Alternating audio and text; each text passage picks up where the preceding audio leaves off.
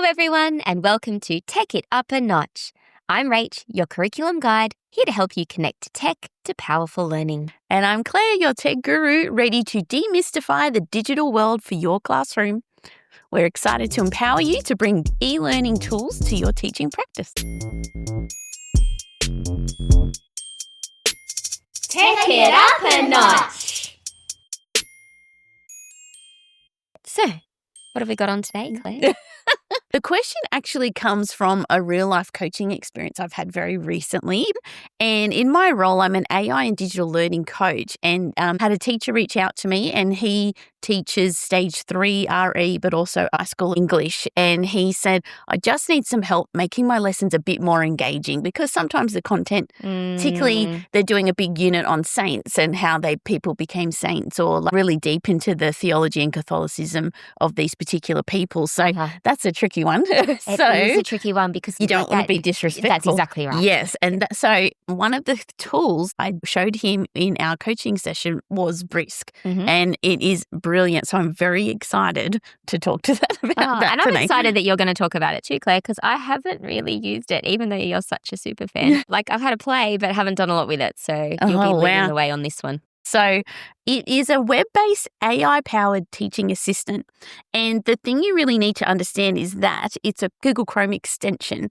So it's not a standalone platform you have to log into. It actually lives inside your browser and integrates with tools or your Google Workspace tools that you may already use every day, such as Google Docs, Google Slides, Google Classroom, even YouTube as well. And as I understand it, it can do things like adapting reading passages, writing quizzes, giving personalized feedback, I think it can do, from what I've heard. And I guess it's helping with some of those repetitive tasks and those more time-consuming tasks that teachers would have. And we love to promote it as a wellbeing tool to save teachers valuable time. Absolutely. As we know, we're all very time poor. So this is something that can benefit that, as well as make your lessons more exciting and engaging. And can the kids use it too? Or is it just the teachers? Now, that's a good question. Yes, they actually can, but it's more of a teaching tool, so sort of thing. Today we'll focus just on teachers. Yes, let's do that. Yes. All right. So how do you access it? So basically, because it's a Chrome extension, you go to the Chrome web store, search for Brisk Teaching or Brisk, and then add it to your Chrome browser.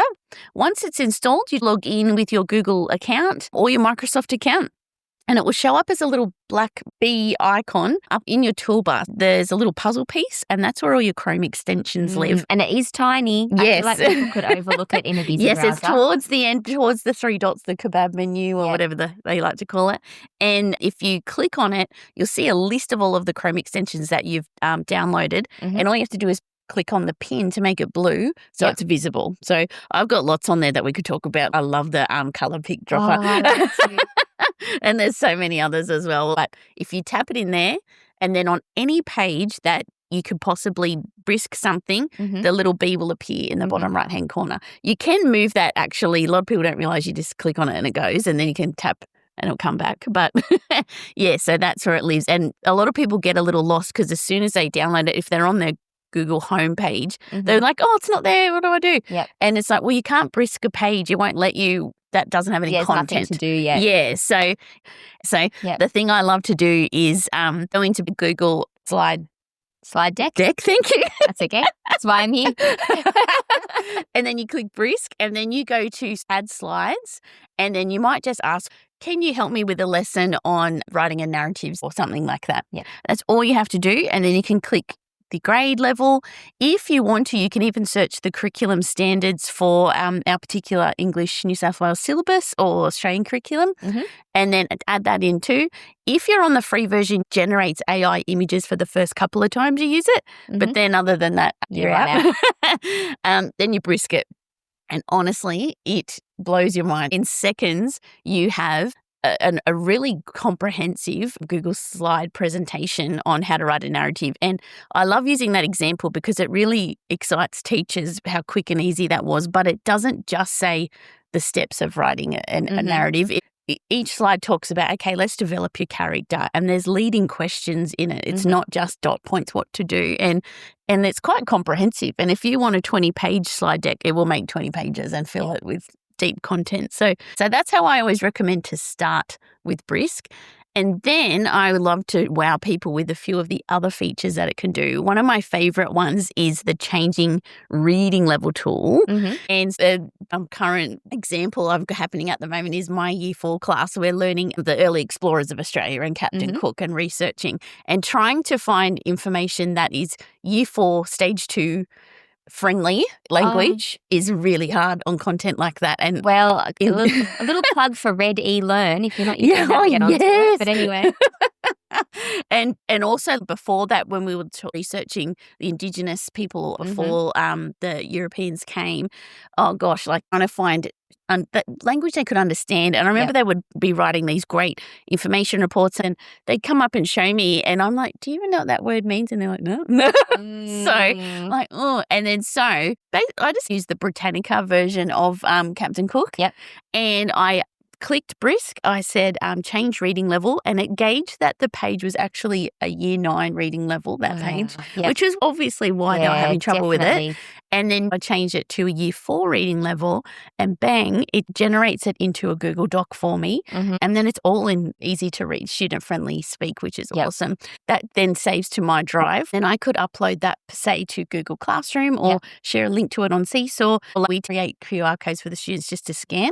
And then they've got that doc to help them research. We've sort of, instead of leaving them out in the wide world trying to research, which tends to take them down rabbit holes and waste a lot of learning time. It really does. So while they're at this age, we're still doing that guided practice, but giving it to them in a format that's easy for them to take the information from. That's the skill we're looking for. If it's just going into a Google Doc, then it's really easy to print because, you know, if you're then having to then transcribe that into your own slides or whatever they're doing, you know, it's nice to be able to write and annotate and cross out and, you know, all of those other things.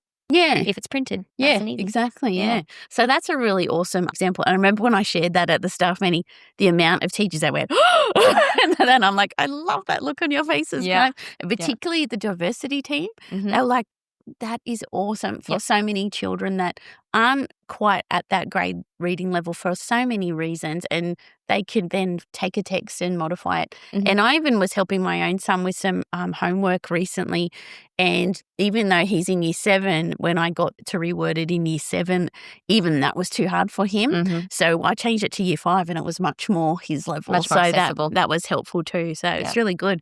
Another really great feature that it can do is you can go to a YouTube clip and you can click on Brisk and ask it to generate a quiz for you just based on that, a worksheet. You can do the quiz in Google Forms or just have it on a doc, which is really cool. Have you ever used that one? That one's a good one. I've just watched you use it, Claire. You know, I'm not needing to do anything along those lines at the minute. I just haven't had to get to, so I haven't done it. So just watching you.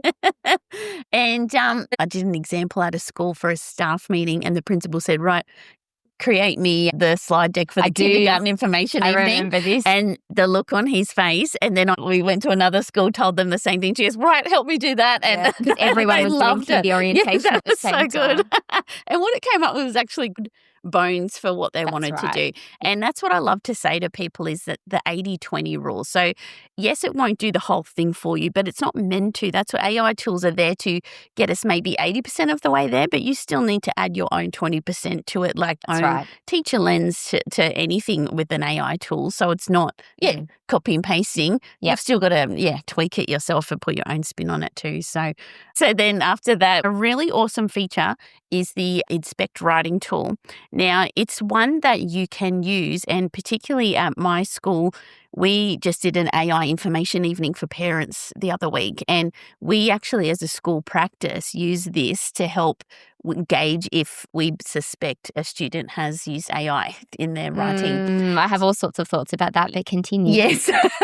So what it can do is if they've done their work on a doc or on a Microsoft Word document, you can click on the Inspect Writing tool and it will give you a play-by-play recording of how they created their doc. So you will be able to see how long it took them and how many copy-paste events took place when making that doc. So if a student has done one large copy-paste, well, it's pretty safe to say AI was involved, or if quite a few and it took them only 10 minutes compared to a few hours.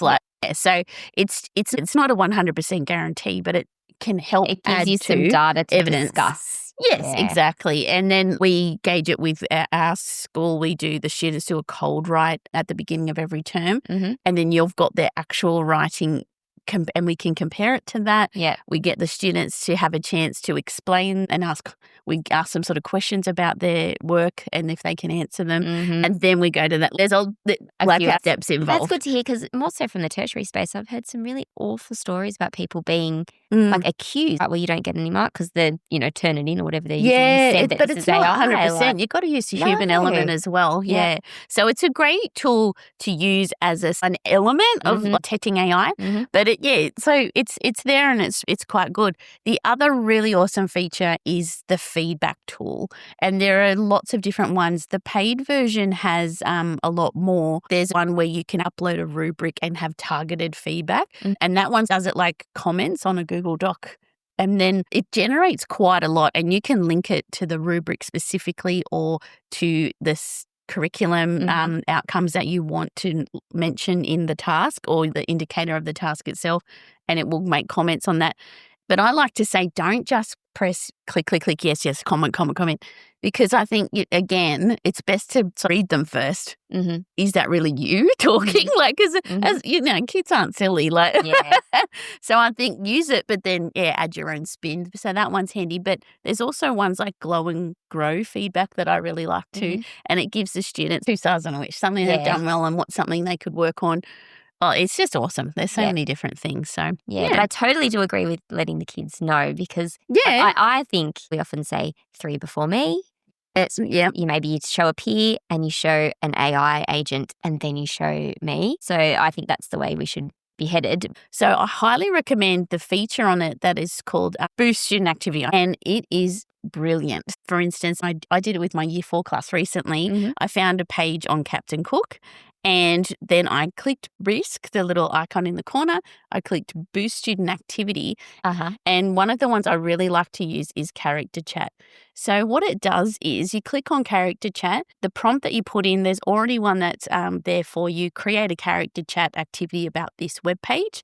You can change the standards, select the grade you want and press Boost it. Then what it does is it opens up into another browser window where you've got your website there. I've done it on a YouTube clip as well. And then it creates an AI chat function on the right-hand side, but you see the actual content that it's driving it from on the left. And then you click Let's Go. So for instance, for Captain Cook, I wanted the students to talk to Captain Cook to find out about his journey and how he discovered Australia and what happened to him along the way. So it already comes up with, on the top, the learning objectives. Identify 3 facts about his life and voyages. The second one is describe one of Cook's major discoveries or achievements. Explain why he was an important explorer and use basic historical vocabulary related to exploration and navigation. The way that the students achieve these 4 outcomes, it's so clever. It's Captain Cook, but the way that it asks the questions of the students, their answers will determine if they progress. So we did this with my Year 4s and they actually loved this. It's funny that the Year 4 class I'm supporting in my role at the minute are doing We'll do the same. Take it in, move over, teacher. And it was funny. So the first one says, I'm Captain Cook, the British explorer who sailed the seas long ago. What would you like? What am I? I think you would talk more proper. Is that a Cockney? Yeah, that's I'm Captain James Cook, the British explorer who sailed the seas long ago. What would you like to know about my adventures? Well, James. So, like, we might say, was it smelly on the boat? Oh, yeah. What year did you leave England? Because that might be something they would like to research. And then he's replying to us saying, if you haven't cottoned on yet, we're doing this live. So Claire's got it up on her screen. Talking you through. Yeah. So he left in 1768. I sailed on the HMS Endeavour to explore the Pacific Ocean. Would you like to know what I discovered? Because he actually went, he was like doing the transit of Venus. Yes. And then he circumnavigated and mapped New Zealand and the east coast of Australia. And you can see I've already ticked off the first learning objective. Yeah. So I've asked him about something about why. And what happens, because at the moment, Brisk is driving the conversation. Yeah, it is. What if I go off script and ask if the boat was smelly? Let's do that. Was the boat? I'm pretty sure it's pretty good like that. Only because that happened to come up in conversation the other day. Yeah. We're talking about all the convicts. It was more about First Fleet coming. Well, all the convicts were, underneath there. Ships in those days weren't very clean. We had sailors living in small spaces for months. I tried to keep my ships cleaner than most captains did. But would you like to learn about my discoveries instead? It's steering me back. But no. It's good because no, James. Of course you want to break it. but I love that because it's sort of, yes, I'll indulge you with that little question, but let's take it back to learning. So it's funny because there were some students trying really hard to have these long, complicated answers, and they're like, Miss, I'm not progressing. I said, but I think you've really got to be sharp and succinct with your responses with the Brisk AI. Putting in there. Were you guiding this up the front on a screen in the kids' point of view? I showed them what it did. I showed them an example of how it worked. But I said the answers are from this sort of thing. How did they access it, though? Did they all have to download? Good question. So as the teacher, once I'm happy with this and I want to share it with my students, you click up on the share button and you share the activity with students. You can share a link, or we had the QR code on the screen. Yeah, okay. And when they put that in, they get a screen that says Brisk Boost, enter the code. Yeah. And there's a code they type in and then it takes them to that page. Yeah. So it's brilliant. And it was so engaging and the students really liked it. So with this teacher, I showed him that example of the one I did with my class and I said, okay, so what's your focus you want to do with your older students? And it was a particular saint. So I said, you've just got to find maybe a really good, credible source that we could use to make this. And I set up a similar thing for him. Could he do it from his own source? So if he made his own website or whatever, full of information. You can boost anything. Like if it's a PDF, for instance, you can do it like that too. Well, that would be handy because then you could really target it. Though if you had the time. Yeah, that's right. Yeah. You could take a website that was too difficult and then differentiate it. Yes. And then make your questions based on that. Yeah, for sure. Yeah, there's so many possibilities. So once the students have completed the activity, the teacher gets this really great list of data to say who's completed it, who hasn't, and how much they progressed. So you can see the students that achieved all 4 of those outcomes that were intended or skipped some. And it does say in the bottom corner, just note that your teacher does see everything you write in this chat. To have a little conversation about let's be polite, let's not be silly. Is that what that red exclamation said? So, and he would be horrified if he knew. But what it means is it flags with an exclamation mark if there was something inappropriate. But all it was he said, what's up? Like something like that. It wasn't anything bad. Brisk. This one was interesting because it has this little symbol and it says the student copied and pasted content. So they didn't know the answer because they didn't want to read the thing. Yeah. Went into Google, pasted it in, and it tells you as the teacher if they've done that. And what I love here on the side gives you a bit of a summary of what the strengths were, what they need work on or for those 4 areas, and then it can guide your teaching for the next lesson. Yes. And then that could be like their basis for their research or, okay, now use that chat to then complete, like we did like a follow-up seesaw activity or we're going to do something on Canva with the older students as a way to collate that information they got from that chat. So it's a really powerful, cool tool. Yeah, it definitely has evolved, I think, since I last had a look. Yeah, and what's crazy is that's one tiny element. That was just the character chat. There are so many more. They've got entry events, exit tickets. There's writing coach now. I haven't had a chance to explore all of these, but it's just crazy how many there are. A tutor, a hook to grab their attention at the start of a lesson. It's just great. No. Now, are these all on, because you're on the paid one, I believe. Yeah, so we've got Brisk Educator for free. And you get the 3 feedback styles. You get the inspect writing. You get Brisk Boost. You can translate. But then there's Brisk for schools and districts. And you don't get usage limits. You get the additional targeted feedback in it. Slides upgrades. You get to generate images every time you do it. So it's a lot and it's safer, I think. I was just wondering about where the data, if you've so that's right. But then there's a school and districts plan. I'll be honest with you, in American dollars, you're looking at about $12,000 US, which for a year. Mm-hmm. Oh, But that's because we're such a big school and it's priced per student that's going to use it. ah, Even though it's okay. teachers mainly using Yeah, it, you know yeah, what I yeah, mean? yeah. And so convert to Australian dollars, you're looking at nearly 20 grand. Can't justify. But if we can just build. And how long until it gets superseded by Gemini just working in your Well, Google that's the Drive thing. anyway? Yeah, So that's another whole thing. But I love it. I love that it's evolved so much since it first came out. mhm, So last year when we started sharing it with schools, I saw that they offer a Brisk Level 1 certified educator and a Level mhm, 2. So mhm. I did both of those.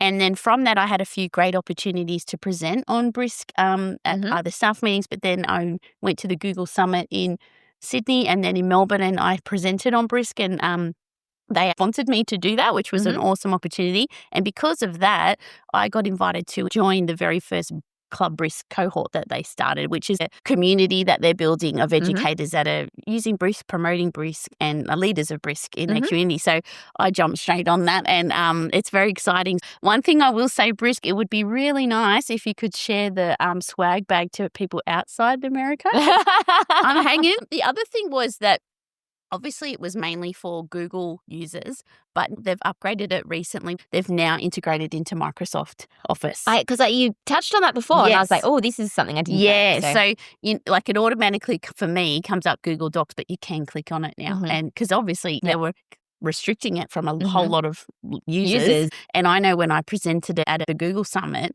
I had such a variety of people, and a lot of them don't like. They're all on Microsoft. They are, and then so they were a little bit, would I use this? But this would open that up for a lot more people. The other really cool new feature, it's only very recently come out, and I haven't had a huge time to play with it yet. It's called Brisk Next, and it is crazy. So it's its own AI agent. If you really don't know what you want it to do, or you just want a lot of ideas rather than picking one yourself, you might say, okay, generate ideas. So teaching year 4 about Captain Cook as my example, and it comes up with all of their features. And you get to pick what I might use. So, okay, here's a timeline. It's made some Google Docs for me. I can go further and ask the AI in the corner, okay, can you modify my search? It's got a list of engage activities. It's got the character chat like we just did as a suggestion, a debate, a brainstorm. Here's some assessments. Let's make you a quiz. Let's do a knowledge check. It's just, it's crazy.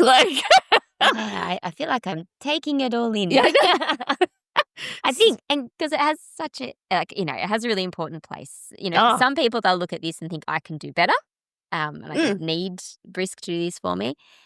But if you're in the position where you're so time poor, or you're teaching out of area, or you're just not feeling super confident with whatever content you're having to cover, I can see that would be a real benefit. It's so cool. It's just going beyond. I noticed on this, it looked at what you've previously been doing. Yeah. And it knew that you're in New South Wales, and it knew that you were looking at what grades you were looking at. Very and stuff. cool. And that's exactly that point there of the data-driven insights for you. And a lot of our tools are constantly evolving with the needs and what people are asking for. And the batch grading feature, I haven't had a look at it yet, but reviews multiple student submissions at once and gives them that glow and grow feedback. Remember, you could only do one at a time before? Yeah. So it's like you've got your home base now, and you could use this instead of Gemini. I think that's the idea that they're going for. But so look, pros and cons for Brisk. I love it. It's a massive time saver for so many, and it integrates so beautifully to everything in your workspace. And I love that it saves things to drive, and then therefore for your students as well. You don't have to switch between platforms. And I love so much how it addresses differentiation so well, how we can adapt all those activities to help the students depending on their level and their needs, and create the content to suit them. However, cons, look, well, I know you've got some, so you say. I just think that potentially people could really just create and use without any thought. And I don't know if that's a pro or a con, though, because if you're inclined that way, then probably it's going to be better than nothing. Yeah, I know. Yeah. I think that for probably our school, over-reliance on it too. Yeah, I think for our school leaders, it's an important discussion to have in your schools 100%. about how we're using these sorts of tools and how to get the best out of them in terms of workload without sacrificing what teachers can bring to the classroom, which is their personality and their interests and their strengths, and vice versa. You hear some horrible stories about people who are having to teach from PowerPoints and they're not allowed to bring personality into their classes. So that's my only worry, I guess. Yeah. And of course, I think you've got on your list too, data privacy. I think if people are using the free version, you're going to have to be really mindful that you don't necessarily know where that data is going. Yes, but Brisk itself is very safe though, because it's sort of with your Google Workspace, which is protected within your paid system, I guess. I wondered. I wasn't sure. Yeah. So you can look straight on their website and it's sort of saying it only reads what the teacher selects. And then if you want to get technical, you can look on their website. Yes. Yes. Well, that's true. Because, I'm just thinking if you have a spreadsheet full of names and... You can't do it on Google Sheets. Oh, there you go. It won't let you. Right. Yeah. Now the cons?